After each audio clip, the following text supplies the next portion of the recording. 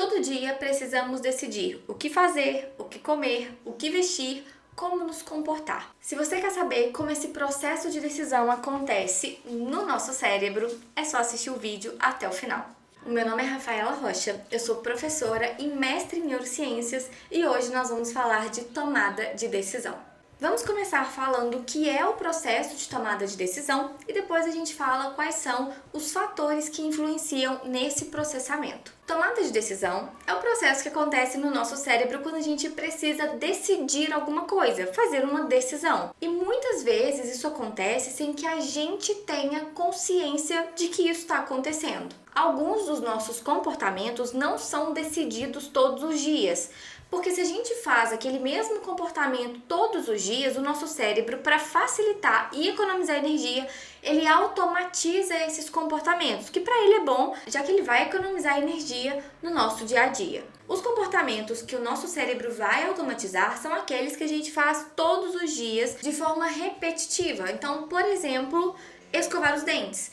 Geralmente, as pessoas acordam e escovam os dentes. Então, se todo dia você acorda e faz aquela mesma coisa, o seu cérebro pensa: eu não tenho que pensar para fazer isso. Ele vai acordar e vai fazer. Então, ele faz isso de forma automática. Às vezes, a gente faz isso até mesmo sem perceber. E esses comportamentos automatizados a gente chama de hábito. Então, hábitos são coisas que a gente faz sem pensar. Às vezes, a pessoa tem um hábito que ela quer largar esse hábito, mas ela não consegue porque ela não pensa para fazer, então é difícil ela parar de fazer, porque quando ela vê, ela já fez. Então os hábitos a gente faz assim de forma inconsciente e automática. Mas o processo de tomada de decisão, ele não envolve esses comportamentos automatizados, porque isso aí, como eu disse, a gente faz até sem pensar. A tomada de decisão envolve comportamentos que a gente vai parar para pensar o que a gente vai fazer. Mesmo que isso dure milissegundos, a gente teve que pensar e raciocinar ali, ver o que a gente ia fazer diante daquela situação. Aproveita esse momento e coloca aqui nos comentários se você tem alguma dúvida sobre hábitos, porque aí eu posso fazer um vídeo sobre isso. Existem dois fatores que influenciam muito no nosso processo de tomada de decisão. O primeiro deles é a nossa memória. Então, sempre que a gente passa por uma situação, a primeira coisa que o nosso cérebro faz é consultar as nossas memórias para ver se a gente já passou por uma situação igual àquela, porque talvez a gente já sabe como se comportar. Então, o que ele vai fazer é analisar a nossa memória e ver, olha, eu já passei por isso? Qual foi o meu comportamento? Qual foi a minha resposta para essa situação? Foi bom? Foi ruim? O que eu preciso fazer de diferente agora? E a gente tem que lembrar que a nossa memória, ela tá guardada por um motivo. Não é só pra gente saber como funciona a glicólise na célula. Ela tá ali principalmente para nossa sobrevivência. Então imagina que durante a nossa evolução era muito importante que a gente lembrasse que, nossa, o dia que eu comi aquela planta, eu passei mal, isso foi ruim e eu não posso fazer isso de novo. Então, sempre que a gente tá lidando com uma situação, a primeira coisa é consultar a nossa memória para ver se a gente já passou por aquilo ali e quais foram as nossas respostas e as consequências dessa resposta. O hipocampo, que faz a consolidação das nossas memórias e que faz parte do circuito de papéis, ele também participa do sistema límbico, que processa as nossas emoções. E as nossas emoções são o segundo fator que influencia o nosso processo de tomada de decisão. As nossas emoções são extremamente importantes para a consolidação das nossas memórias e também para a nossa tomada de decisão.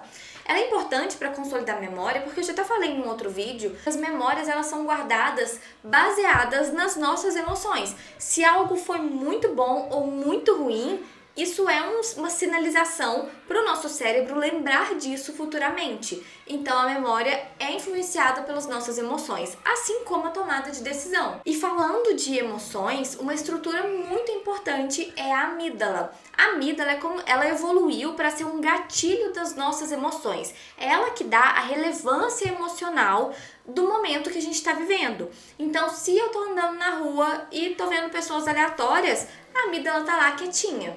Mas se eu vejo uma pessoa, por exemplo, meu marido, ela vai disparar, porque A relevância emocional agora daquele momento é diferente do que se fossem apenas pessoas desconhecidas. E a amígdala, uma das coisas mais legais dela é que ela dispara e envia essa informação para várias regiões do nosso encéfalo. Por exemplo, ela envia essas informações para os núcleos do tronco encefálico, que estão relacionados com o nosso processo de vigília e atenção. Então repara que se você tá lá andando de boa e você vê um assalto, nossa, aquilo ali, a sua amígdala dispara e você fica muito mais atento, porque agora você tá com medo, tem que tomar cuidado, você tem que prestar muito mais atenção naquele momento. Então a amígdala, ela faz isso, ela dispara regiões lá no nosso tronco encefálico que estão relacionadas, por exemplo, com o estado de vigília, porque você não vai ficar sonolento se tá acontecendo uma situação dessa perto de você. Então você vai ficar muito mais alerta, vai ficar muito mais atento, porque a amígdala disparou ali que tem alguma coisa acontecendo e que você precisa prestar atenção. A amígdala, ela também está diretamente conectada com o hipotálamo. E o hipotálamo, ele controla todo o funcionamento visceral do nosso corpo, todas as nossas funções autonômicas. Então, vamos imaginar lá a questão que você viu um assalto perto de você. O seu coração dispara, a sua respiração fica mais ofegante. E quem deu início a todas essas reações foi a amígdala. E além de tudo isso, outro núcleo que a amígdala se comunica é a área tegmental ventral, que libera dopamina lá no córtex pré-frontal. A dopamina, ela é um neurotransmissor importante no processo de motivação. Então, o nosso comportamento, ele precisa ter uma motivação. E a gente vai entender isso agora, como que isso acontece lá no córtex pré-frontal. Se você está achando esse conteúdo interessante, curte e compartilha com seus amigos. Quem vai processar todas essas informações que nós falamos até agora, de memória, de motivação, de emoção, vai ser o nosso córtex pré-frontal. Então, o córtex pré-frontal, ele vai receber todas essas informações sensoriais, informações emocionais vindas lá da amígdala, informações motivacionais vindas da liberação da dopamina. E a primeira coisa que acontece só para vocês saberem, aqui nós temos o córtex pré-frontal. Então aqui é a frente, né? Seria a nossa testa. Aqui é o córtex pré-frontal. O córtex pré-frontal, ele é dividido em algumas áreas. A primeira delas que nós vamos falar é o córtex órbito-frontal. O córtex órbito-frontal, ele recebe todos esses estímulos, nossas informações sensoriais, emocionais, motivacionais. E ele integra todas essas informações para ter como resultado uma potencial recompensa. E aí sim, nos dar vontade de fazer alguma coisa. Então eu vou trocar o exemplo. Imagine que você tá lá deitado no sofá e precisa estudar para uma prova. Só que aí, para você estudar, você tem que levantar, você tem que sentar na sua mesa, você tem que focar a sua atenção ali naquele estudo. Só que para você sair daquela inércia lá do sofá e ir para a mesa, sentar e estudar, para você decidir ter esse comportamento, o seu cérebro, ele tem que analisar tudo que tá passando ali na sua cabeça para te motivar para que você possa de fato fazer o que você precisa fazer. Então ele vai analisar tudo, o que você precisa fazer, por que você precisa fazer, eu preciso estudar, porque tem prova, porque eu tenho um trabalho para entregar, porque eu preciso não bombar nessa matéria, porque eu quero formar na graduação, no mestrado, enfim. Então ele vai analisar tudo que tá passando na sua cabeça para que ele te dê vontade de fazer aquilo que você tem que fazer. Ele vai produzir essa vontade a partir da avaliação de tudo isso, de uma potencial recompensa. Então, olha, eu não quero bombar nessa disciplina, então eu preciso estudar. Então, não bombar é uma recompensa para você estudar. Então, ele vai analisar tudo para te dar vontade de fazer aquela coisa.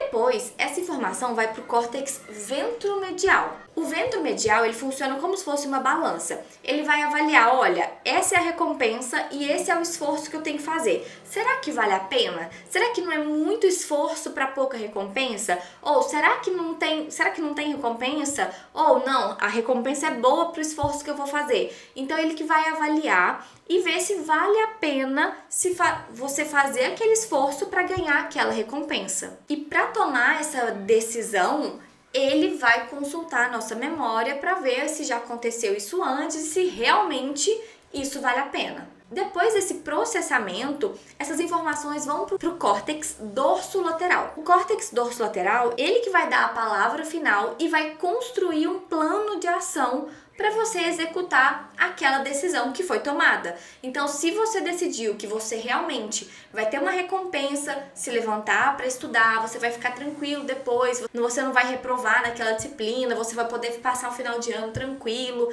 sem recuperação, sem prova extra, nada disso. Se ele vê essa potencial recompensa, aí o que ele faz? Ele constrói um plano de ação para você de fato executar o que você planejou. E por fim, esse plano de ação, ele vai ser enviado para os córtices motores para que você execute aquela decisão. Então, se eu decidir que realmente levantar do sofá, sentar lá na mesa, ficar um tempinho ali estudando, focando a minha atenção, dedicando aquele estudo, gastando a minha energia ali para entender aquele conteúdo, é o que vai ter mais recompensa, é o que eu preciso fazer, é o que é melhor para mim.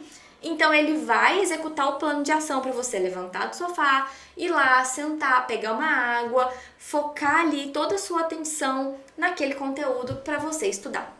Então é assim que a gente toma decisões no nosso dia a dia. É claro que esse processamento ele acontece numa fração de segundos, mas sempre que a gente decide por alguma coisa, vocês podem ter certeza que tudo isso já foi analisado no nosso cérebro.